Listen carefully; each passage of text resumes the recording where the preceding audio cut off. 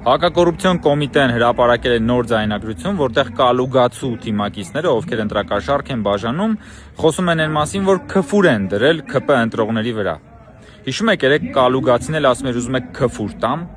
փաստորեն իրենք մենակ քֆուրի լեզուն են հասկանում, երևի իրենց հետ մենակ քֆուրով են խոսել, եւ իրենք էլ Հայաստանի քաղաքացիների հետ պատրաստվում են քֆուրով խոսել, պատրաստվում են կաշառել, պատրաստվում են ահաբեկել ու պատրաստվում են Հայաստանում վերականգնել կաշառապետությունը եւ քֆուրապետությունը։ Դուք ձեր ծոծորակը տեսնելու եք, բայց կաշառապետության եւ քֆուրապետության վերադարձ չեք տեսնելու։ Դուք էլ չեք դառնալու այդ քֆուրապետության գլխավոր քֆուրչին։ Դուք հայտնվելու եք ձեր արժանի տեղերում, պատվալներում եւ ճաղերի ետևում,